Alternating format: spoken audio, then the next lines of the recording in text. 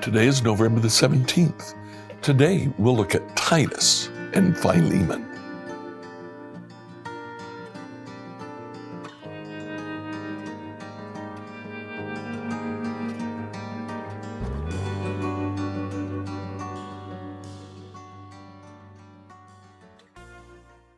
In reading through the Bible in a year, please read the book of Titus and the book of Philemon.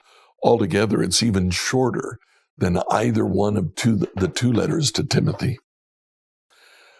Paul writes to Titus. Now, Titus in Paul's epistles is a prominent figure.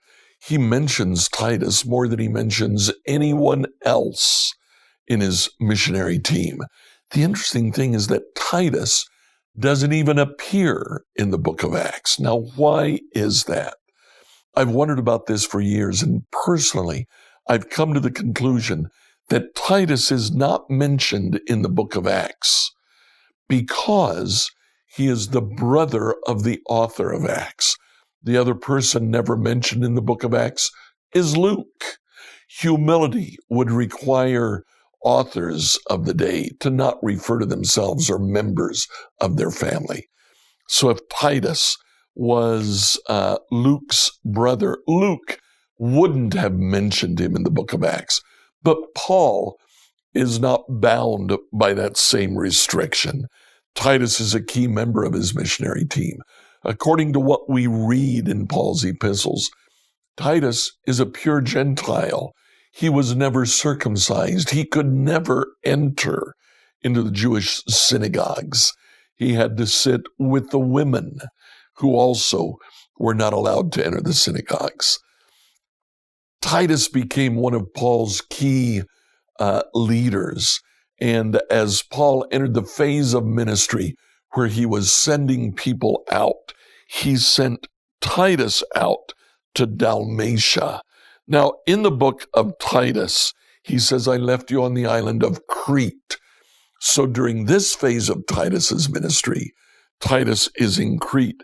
In 2 Timothy, near the end, he says, I sent Titus on to Dalmatia. That's roughly Serbia and Croatia today.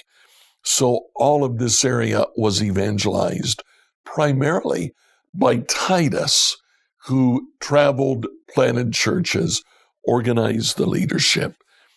The book of Titus, like the book of 1 Timothy, shows Paul telling Titus what he should do. In chapter 2, he gives Titus details as to what the training of these new pastors should look like. The rest of the book is very similar to 1 and 2 Timothy. The book of Philemon is written to the leader of one of Paul's church plants. The church probably met in his house. That would make Philemon a fairly rich Roman citizen. He owned a house large enough for a church to meet in it. And apparently, a slave of his ran away.